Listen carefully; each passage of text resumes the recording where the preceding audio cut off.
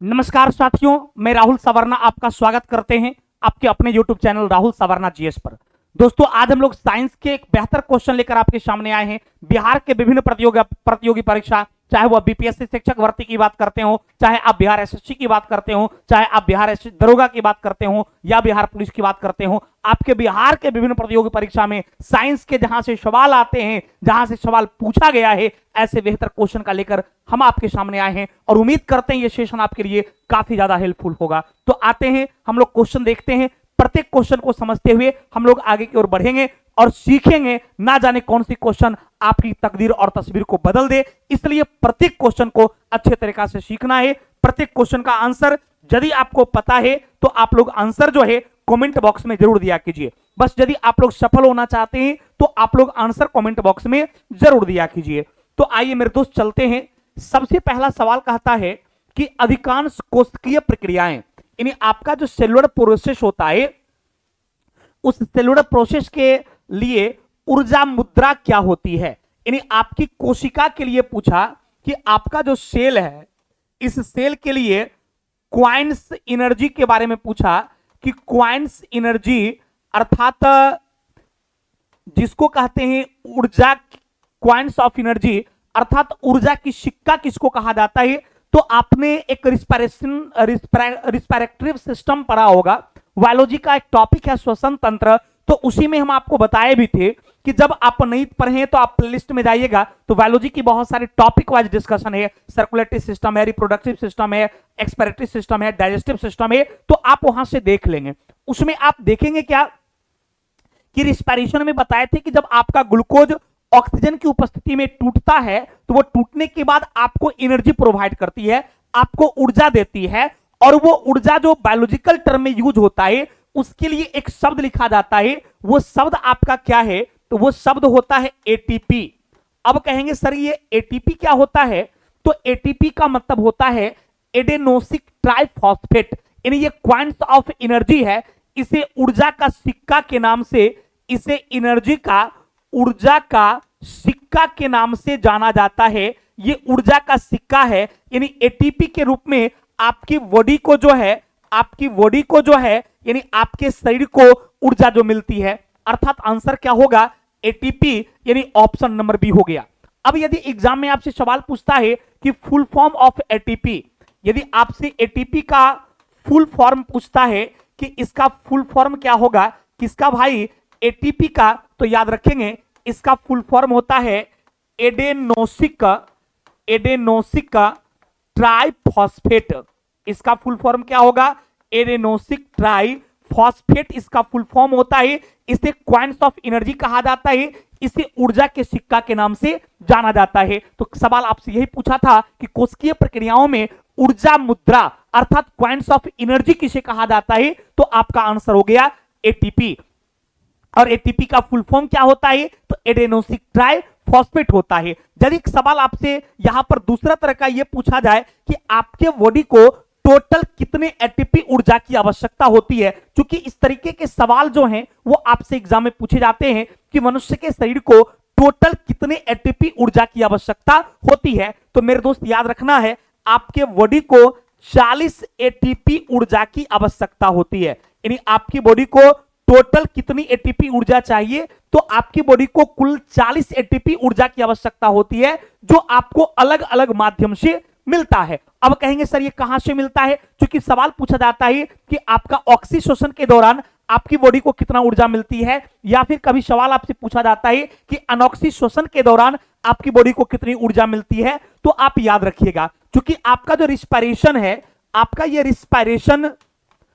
Respiration की बात करेंगे तो आपका जो रिस्पायरेशन है ये आपका दो प्रकार का होता है। क्वेश्चन पूछेगा कि श्वसन कितने प्रकार का होता है, तो आप जवाब क्या दोगे मेरे दोस्त, एकदम ध्यान से समझिएगा। हर एक पॉइंट्स आपके एग्जाम में पूछा जाने योग्य है, इसलिए एक एक पॉइंट्स को आप ध्यान से समझने का प्रयास कीजिए। तो यदि रिस्पायरेशन की बात करता है तो आपका रिस्पायरेशन दो तरीका का होता है। कहेंगे सर कौन कौन, तो एक को कहा जाता है ऑक्सीश्वसन। क्या कहा जाता भाई, तो एक को कहा जाता है ऑक्सीश्वसन और दूसरे को क्या कहा जाता है, तो दूसरे को कहा जाता है अनॉक्सी श्वसन।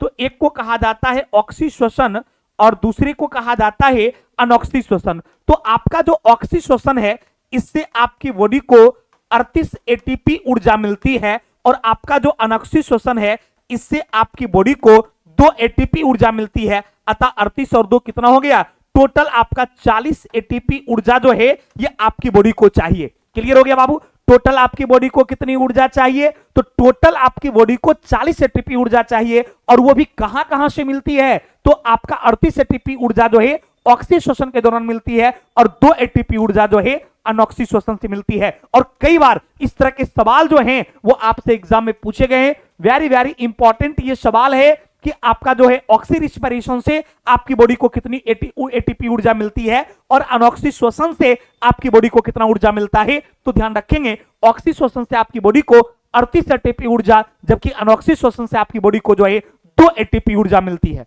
कोई कंफ्यूजन बाबू? ये पूरी कॉन्सेप्ट आप समझ गए तो आप जरूर हमारे चैनल को सब्सक्राइब कर लेंगे, इस वीडियोज को शेयर करेंगे ताकि आपके दोस्त भी जुड़ सके। और यदि आपको आंसर पता रहता है तो आप आंसर कमेंट जरूर कीजिए आप सभी लोग, और एक टू जेड क्वेश्चन को आप लोग पढ़ने का, ए टू जेड क्वेश्चन को देखने का प्रयास कीजिए। ना जाने कौन सी क्वेश्चन आपके एग्जाम में आपके रिजल्ट को बना देगी। मेरे दोस्त, कुछ क्वेश्चंस हमारी टफ रहती है, तो YouTube का जो एक जनरल फेनोमेनन आप देखते होंगे जो सही है, वो कहने में थोड़ी सी मैं कहना चाहता हूं, थोड़ी सी किसी को बुरा भी लग सकता है। देखिए YouTube क्लास में क्या होता है कि यदि क्वेश्चन काफी आसान शिक्षक पढ़ाते हैं तो आप देखिएगा उनकी व्यूज बहुत ज्यादा जाता है, उनको अधिक से अधिक स्टूडेंट्स जो है उस क्वेश्चंस को, लॉलीपॉप टाइप के क्वेश्चंस को देखना चाहते हैं, उसके लाइव भी बहुत ज्यादा रहते हैं। लेकिन जो टफ टफ सवाल बताते हैं, जो क्वेश्चन बैंक का डिस्कशन लेते हैं, उनका व्यू भी कम जाता है, क्योंकि बच्चा को थोड़ा सा भी समझने में थोड़ा सा भी दिक्कत होता है, थोड़ा सा भी दिमाग लगाना पड़ता है, और टीचर बोलता है कि ये सब भी पूछा जाता है, ये सब जानना चाहिए, और यदि वो नहीं जानता है तो कहेगा हो यार ये टीचर अच्छा नहीं है, और वो चला जाता है। लेकिन आप याद रखिए, यदि आप ये जज कर पाते हैं कि कौन शिक्षक आपके लिए मेहनत करते हैं, कौन सा क्वेश्चन आपके एग्जाम में पूछा जा सकता है और पूछा जा रहा है, यदि आप क्वेश्चन बैंक बनाएंगे तो आपको हमारी ये साइंस की क्लास जो है पूरे इंडिया में सबसे आपको बेहतर लगेगा। मैं ये नहीं कहता कोई शिक्षक गलत पढ़ाते हैं, कोई शिक्षक कम पढ़ाते हैं, ऐसी कोई बात नहीं। सारे शिक्षक अच्छे पढ़ाते हैं, लेकिन कुछ शिक्षक जो हैं यूट्यूब का जो फेनोमेनन है जिसपे बच्चे ज्यादा इंटरेस्ट लेते हैं, इस चीज को समझ गए हैं कि बस हल्का हल्का क्वेश्चन पढ़ाना है और ज्यादा से ज्यादा व्यू लाना है। लेकिन हम लोग उस पद्धति पर इसलिए नहीं चल रहे हैं क्योंकि मुझे पता है कि जब स्टूडेंट एग्जाम देगा तो पता चलेगा यार वो सब क्वेश्चन तो पूछा ही नहीं जो वो शिक्षक पढ़ाए। अतः हम जो भी क्वेश्चन पढ़ाते हैं हम गारंटी लेते हैं ये सारे क्वेश्चन एग्जाम का पूछा गया है और एग्जाम में पूछा जा सकता है। मैंने इसके थंबनेल पर ही लिख दिया था क्वेश्चन बैंक, आप यहां देख सकते हैं, मैंने लिखा था question bank and latest question, और वो भी क्वेश्चन बैंक का पुराना क्वेश्चन नहीं, लेटेस्ट जो आपसे एग्जाम में पूछा गया है, मैंने उस क्वेश्चन का डिस्कशन लेकर जो है आपके सामने आया हूं। तो हम हमेशा उम्मीद करते हैं कि थोड़ा सा दिमाग आप लगाइए, थोड़ा सा मेहनत कीजिए और आपके रिजल्ट दुनिया की कोई ताकत छीन नहीं सकती है। इसलिए मेरे दोस्त पूरी सेशन को आप लोग देखा कीजिए, हर एक प्रश्न आपके लिए बहुत ज्यादा इंपॉर्टेंट रहता है। तो यहां से आपने बहुत सारी चीजें सीखा इस सवाल से कि ऑक्सी श्वसन से आपकी बॉडी को 38 एटीपी ऊर्जा मिला और अनऑक्सी श्वसन से आपकी बॉडी को जो है आपको 2 एटीपी ऊर्जा मिला। क्लियर? अगला सवाल कहता है कि जब एटीपी में टर्मिनल फॉस्फेट लिंकेज को जल के उपयोग द्वारा तोड़ा जाता है तो कितनी ऊर्जाएं मुक्त होती है। ध्यान देना, कहता जब एटीपी को, अर्थात समझ गए एटीपी बोल रहे हैं तो adenosine triphosphate coins of energy की बात हो रही है। तो कहता है यदि टर्मिनल फॉस्फेट लिंकेज से जल का के द्वारा तोड़ा जाता है तो जब ये एटीपी टूटता है तो आपकी बॉडी को जो है 30.5 किलो मोल जो है ये एनर्जी प्राप्त होती है, यानी ऊर्जाएं मुक्त होती है। तो आपका आंसर क्या होगा? 30.5 किलो मोल। और ये किसके लिए बोला? तो आपको टर्मिनल फॉस्फेट लिंकेज के लिए, आपकी बॉडी के लिए टोटल ये एटीपी की बात नहीं बोला, ये सिर्फ टर्मिनल लिंकेज के लिए बोला। तो वहां से आपको 30 एटीपी की 30 किलो मोल ऊर्जा जो है वो टूटकर मिलती है। तो आंसर क्या हो जाएगा? 30.5। कोई कंफ्यूजन बाबू? चलिए अगला सवाल कहता है कि शरीर में लगी चोट, यानी जब किसी व्यक्ति के बॉडी में चोट लग जाती है तो उसके मरम्मत के लिए, यानी उसके घाव घोष को भरने के लिए किस प्रकार के सेल डिवीजन का उपयोग किया जाता है। क्योंकि यहां पर सवाल आपसे सेल डिवीजन का था, कोशिका विभाजन का था, तो तो यहां पर जो कोशिका विभाजन होता है, सेल डिवीजन होता है, उसके बारे में आपसे पूछ रहा था। जैसे किसी व्यक्ति को चोट लग जाता है, किसी को घाव हो जाता है, किसी का ऑपरेशन होता है, तो वो जो गड्ढा हो गया है या घाव हो गया है, मसल्स जो कट गया है, मसल्स जो हट गया है, तो उसके मरम्मत करने के लिए कौन सा सेल डिवीजन जिम्मेवार है, इसके बारे में यह सवाल आपसे पूछा। तो मैं आपको यहां बता दूं इसकी कॉन्सेप्ट के बारे में कि यदि वो सेल डिवीजन की बात करता है तो आपका जो सेल डिवीजन है, ये सेल डिवीजन 3 प्रकार का होता है। कितना प्रकार का होता है? तो सेल डिवीजन आपका 3 प्रकार का होता है। एक को कहा जाता है असूत्री विभाजन, असूत्री विभाजन। दूसरे को कहा जाता है समसूत्री विभाजन, समसूत्री विभाजन। और तीसरे को कहा जाता है अर्धसूत्री विभाजन, अर्धसूत्री विभाजन। तो कोशिका विभाजन कितना प्रकार का होता है मेरे दोस्त, याद रखिएगा। नहीं, तो कोशिका विभाजन जो है वो 3 प्रकार का होता है, मियोसिस डिवीजन, माइटोसिस डिवीजन और आपका एमाइटोसिस डिवीजन। यानी असूत्री विभाजन, समसूत्री विभाजन और आपका अर्धसूत्री विभाजन। ये 3 प्रकार की कोशिकाएं विभाजन होती है। अब ये तीनों में होता क्या है, तो आपका जो असूत्री विभाजन है, इसमें कोशिका का विभाजन नहीं होता है, इसमें कोशिका का संकुचन होता है। और इसमें जो कोशिका का संकुचन होता है, इस कोशिका के संकुचन से क्या होता है, नए सेल का निर्माण होता है या नए ये टिश्यू का निर्माण होता है। अर्थात असूत्री विभाजन जो है ये हम लोगों में नहीं होता है। यानी असूत्री विभाजन जो है ये होता किसमें है, तो ये आपका विषाणु में होता है, ये आपका कवक में होता है, ये आपका बैक्टीरिया में होता है, ये सब में आपका असूत्री विभाजन होता है। यदि समसूत्री की विभाजन की बात करेंगे तो आपकी कायिक कोशिका जो है, कायिक कोशिका कहने का मतलब होता है बॉडी सेल। कायिक कोशिका का मतलब क्या हो गया, कायिक कोशिका का मतलब होता है बॉडी सेल। तो आपके बॉडी के निर्माण में जो विभाजन सहायता प्रदान करती है उसी को समसूत्री विभाजन कहा जाता है। अर्थात ये समसूत्री विभाजन जो है इसमें क्या होता है, एक मातृ कोशिका विभाजित होती है और 2 भागों में क्या होती है, बट जाती है। तो इससे एक हो गया और ये 2 हो गया। तो जब एक मातृ कोशिका विभाजित होकर 2 पुत्री कोशिका में कन्वर्ट हो जाती है तो इस प्रकार के विभाजन को ही समसूत्री विभाजन के नाम से जाना जाता है। यानी जब एक मातृ कोशिका, एक मदर सेल जो है डिवाइड होकर 2 डॉटर सेल में कन्वर्ट होता है तो ये आपका समसूत्री विभाजन कहलाता है। और आपका जो बॉडी सेल है, यानी आपके बॉडी के ग्रोथ की बात तो कहेगी, चोट लगने की बात कहेगी, कटने छटने की बात कहेगी, घाव घोष भरने की बात कहेगी, तो हमेशा याद रखना है वहां पर आंसर क्या होगा, समसूत्री विभाजन होगा। लेकिन यदि सेक्स सेल की बात करती है, जनन कोशिका की बात करती है, स्पर्म और ओवम की बात करती है, तो वहां पर आपका अर्धसूत्री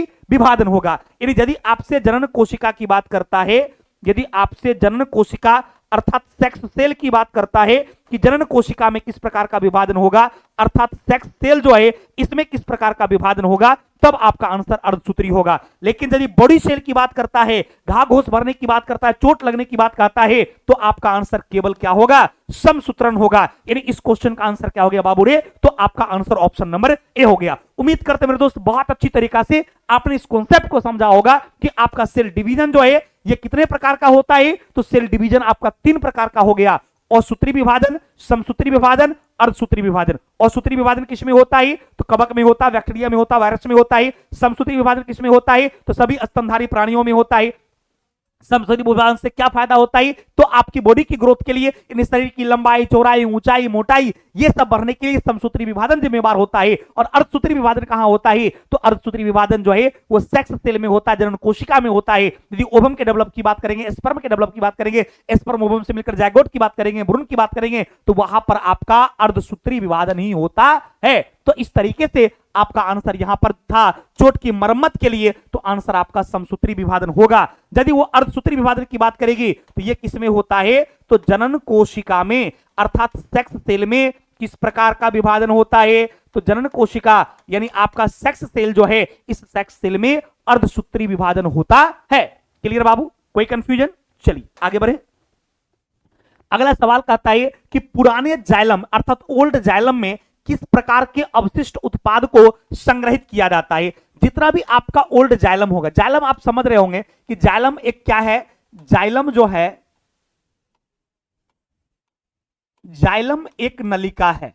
जाइलम जो है प्लांट में क्या है कि एक प्रकार की नलिका है और इसका कार्य क्या है, तो जाइलम का कार्य है जल व खनिज लवण का वाहन करना।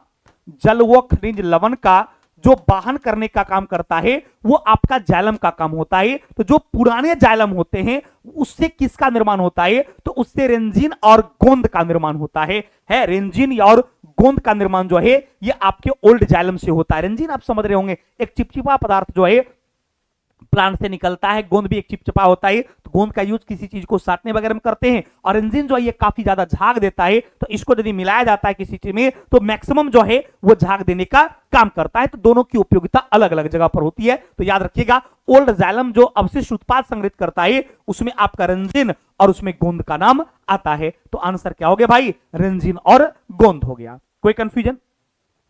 यूरिक एसिड कब बनता है पता है, जब आप मूत्र का त्याग सही समय से नहीं करते हैं तो वह आपका यूरिया जो है यूरिक एसिड में कन्वर्ट होता है, जिससे आपको बहुत ज्यादा जलन देने लगता है। आपका ब्लैडर जो है उस पर बहुत ज्यादा प्रभाव पड़ता है, इससे ब्लैडर आपका खराब भी हो सकता है, मूत्र मार्ग में परेशानियां भी हो सकती है। अतः समय से आप लोग मूत्र का त्याग जरूर किया कीजिएगा ताकि आपके बॉडी में यूरिक एसिड ना बने। और यदि यह लगातार बनते रहेगा तो आपको गठिया रोग होने की भी संभावनाएं हो सकती है। आपका जहां भी हड्डी का जोर रहता है वहां पर दर्द होने की भी संभावनाएं बन सकती है। तो इसलिए यूरिक एसिड जो है कब होता है, तो सौ समय मूत्र का त्याग नहीं करने से यूरिक एसिड का निर्माण होता है।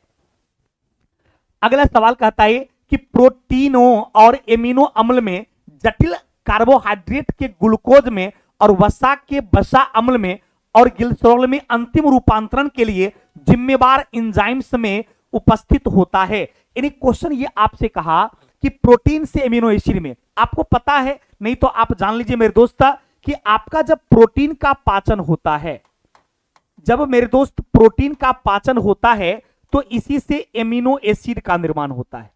एमिनो एसिड का निर्माण होता है। और जब आपका फैट का पाचन होता है तो इससे फैटी एसिड का निर्माण होता है। और इसके साथ साथ जो है ये आपका ग्लिसरॉल का भी निर्माण होता है। क्लियर? तो आपका प्रोटीन के डाइजेशन के बाद एमिनो एसिड में कन्वर्ट होगा या फैटी एसिड और ग्लिसरॉल में कन्वर्ट होगा। तो इसको कन्वर्ट करने के लिए जो फाइनली एंजाइम्स इसमें लगते हैं, क्योंकि बिना एंजाइम की सहायता से ये टूटेगा तो नहीं। तो जब बिना एंजाइम की सहायता से ये नहीं टूटेगा तो ये एंजाइम्स आखिर रहता कहां है, तो ये एंजाइम्स जो रहता है वो आपको स्मॉल इंटेस्टाइन में। कहां रहता भाई? Small intestine. ये स्मॉल इंटेस्टाइन में जो है, अर्थात इसको हिंदी में कहते हैं आप छोटी आंत। यानी आपका जो छोटी आंत है, ये छोटी आंत में जो एंजाइम्स पाए जाते हैं, यही छोटी आंत का एंजाइम क्या करता है, आपके प्रोटीन का, वसा का, कार्बोहाइड्रेट का अंतिम रूप से पाचन करता है। इसलिए आंसर आपका क्या होगा, स्मॉल इंटेस्टाइन से निकलने वाला रस होगा। अब यह जठर रस है, पित्त रस है, अग्नाशय रस है, आंत रस है, तो आंसर क्या हो जाएगा, छोटी आंत का रस। यानी आपका आंसर हो गया ऑप्शन नंबर डी। कोई कंफ्यूजन आपका? देखिए कितना बेहतर सवाल था कि प्रोटीन से एमिनो एसिड में या जटिल कार्बोहाइड्रेट को टूटने के बाद या वसा के टूटने के बाद फैटी एसिड में या ग्लिसरॉल में या ग्लूकोज में, ग्लाइकोजन में, यह सब कन्वर्ट जो होता है उसको पचाने के लिए, उसके डाइजेशन के लिए जो एंजाइम उपस्थित होते हैं वो कहां होता है, तो आपका छोटी आंत में होता है। और दूसरा जो छोटी आंत से सबसे इंपॉर्टेंट सवाल है वो सवाल यह है कि भोजन का संपूर्ण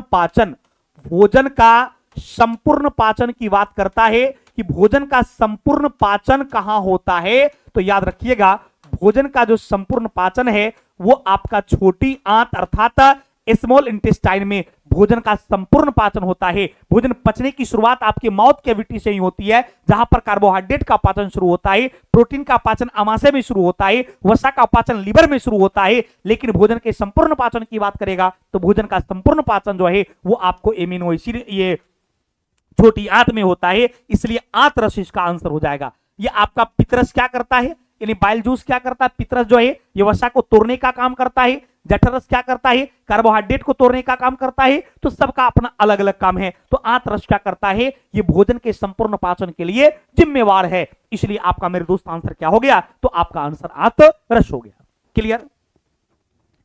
अगला सवाल है कि निम्नलिखित में से कौन सा अपने जीवन काल में केवल एक बार, अपने जीवन काल में सिर्फ एक बार फूल और फल देता है। यानी ऐसा कौन फल है जो सिर्फ जीवन में एक ही बार फूल देता है, एक ही बार फल देता है और फिर उसको काट दिया जाता है? तो इसमें एक ही प्लांट का नाम मात्र आता है, वो आपका केला है। आड़ू भी था, अंजीर भी था, अमरूद भी था, ये सब कई बार फलता फूलता है, लेकिन आपका केला जो है सिर्फ जीवन में एक ही बार फलता है। इसलिए आपका आंसर क्या होगा? आपका आंसर केला होगा। और दूसरा एक सवाल कभी कभी एग्जाम में पूछा जाएगा, ध्यान रखिएगा, कि कौन ऐसा फल है जिसके खाने से जीवन में कभी भी गैस नहीं बनता है? तो याद रखिएगा, आपका केला खाने से कभी भी गैस नहीं बनता है, कभी भी गैस आपका केला खाने से नहीं बनता है। आप हम लोग जो शॉर्ट्स बनाते हैं उस शॉर्ट्स के क्वेश्चन को देखा कीजिए। आपका जो शॉर्ट्स का क्वेश्चन होता है वो सारे क्वेश्चन एग्जाम में पूछा गया रहता है, तो बस 1 सेकंड लगेगा, आधा सेकंड लगता है, 1 मिनट से भी कम में क्या करते हैं, आप उस शॉर्ट्स को देख लेते हैं। तो आप लोग हमारी शॉर्ट्स जो है उसको जरूर देखा कीजिए, और अच्छा लगे तो आप लोग शेयर भी किया कीजिए, ताकि आपके दोस्त भी उसको देख सके और आपके अपने यूट्यूब चैनल से वो भी जुड़ सके। क्लियर? तो आपका आंसर हो गया आपका केला। अगला सवाल है कि इष्ट कोशिकाओं द्वारा अवायवीय फर्मेंटेशन की भांति ऑक्सीजन की अनुपस्थिति में पाइरूवेट परिवर्तित हो जाता है। देखिए, अवायवीय का मतलब ही होता है जो वायु की अनुपस्थिति। अवायवीय का मतलब होता है श्वसन की वो प्रक्रिया जो वायु की अनुपस्थिति में, जो वायु की अनुपस्थिति में होता है।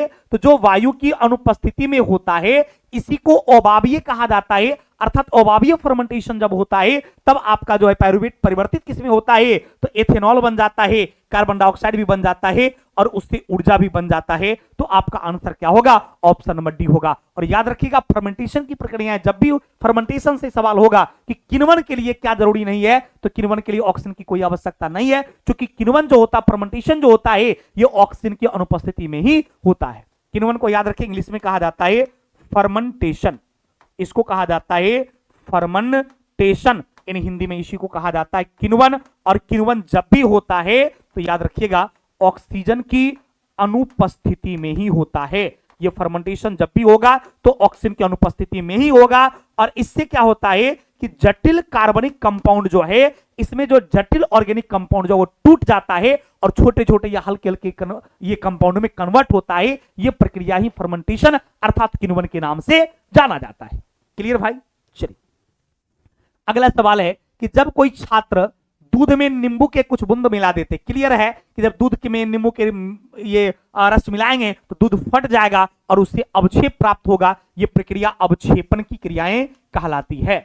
जब आप दूध को फाड़ेंगे नींबू के रस से तो स्वाभाविक वो फट जाएगा और अवक्षेप के रूप में प्राप्त होगा। ये प्रक्रिया आपका अवक्षेपण की क्रियाएं कहलाती है। विस्थापन में क्या होता है, कोई एक एलिमेंट्स किसी कंपाउंड से डिस्प्लेस हो जाता है, दूसरा पर चला जाता है। जैसे मान लिया जाए ये आपका H2SO4 की अभिक्रिया यदि आप करा देते किसके साथ, मान लीजिए आप लोहा के साथ ही करा देंगे तो FeSO4 का निर्माण होगा और हाइड्रोजन इससे क्या हो जाएगा, डिस्प्लेस हो जाएगा। इससे हाइड्रोजन निकल जाएगा और इसका ग्रहण क्या करेगा, फिर ले लेगा। तो ये अभिक्रिया क्या कहलाती है, तो आपका डिस्प्लेसमेंट रिएक्शन कहलाता है, जिसमें किसी कंपाउंड के एलिमेंट्स जो है वहां से डिस्प्लेस हो जाता है, विस्थापित हो जाता है, अर्थात दूसरी पर चला जाता है।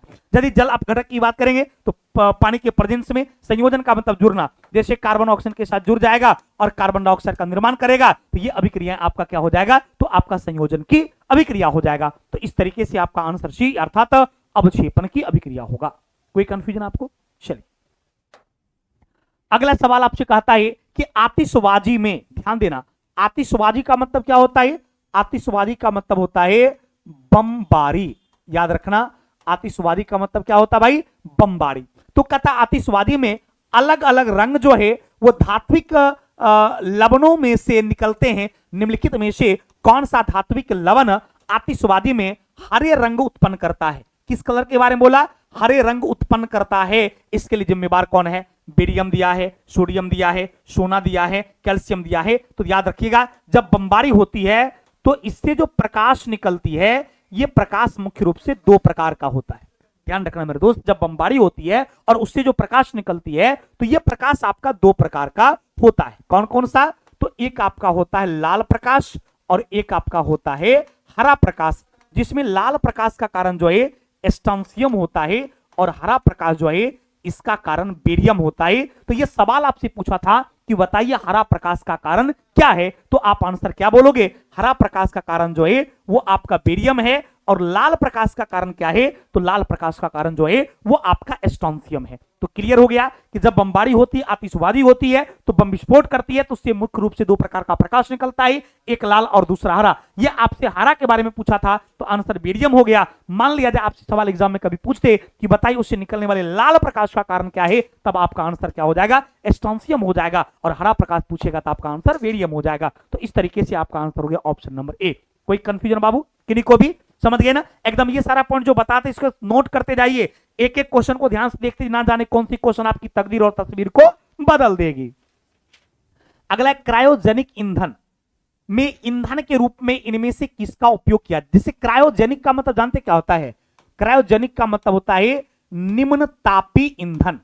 क्रायोजेनिक का मतलब कैसा ईंधन? निम्न तापी ईंधन, अर्थात वैसा ईंधन जिसे काफी कम टेम्परेचर पर स्टोर करके रखा जाता है, वैसे ईंधन को कहा जाता है क्रायोजेनिक अर्थात निम्न तापी ईंधन। तो कहता है किसका उपयोग किया जाता है इन ईंधन के रूप में, किसका? तो इस निम्न तापी ईंधन के लिए जो आपको द्रव अवस्था में प्रेजेंट रहता है ऑक्सीजन और आपका हाइड्रोजन, यानी द्रव अवस्था में उपस्थित ऑक्सीजन और हाइड्रोजन जो है, इसी ईंधन को क्या कहा जाता है? क्रायोजेनिक ईंधन अर्थात निम्न तापी ईंधन कहा जाता है। तो तरल सिर्फ ऑक्सीजन नहीं होगा, क्योंकि यह तरल ऑक्सीजन और तरल हाइड्रोजन से बना होता है। तो आपका आंसर हो जाएगा तरल ऑक्सीजन और तरल हाइड्रोजन। क्रायोजेनिक ईंधन है क्या? तो निम्न तापी ईंधन को ही क्रायोजेनिक ईंधन के नाम से जानते हैं। उम्मीद करते हैं मेरे दोस्त ये सेशन आपको बहुत अच्छा लगा होगा। तो आप जरूर हमारे चैनल को सब्सक्राइब कर लेंगे, नए हैं, और पुराने हैं तो आप लोग शेयर जरूर करेंगे ताकि आपके दोस्त भी से जुड़ सके। और आप सभी क्वेश्चन का आंसर कमेंट में जरूर दिया कीजिए। धन्यवाद।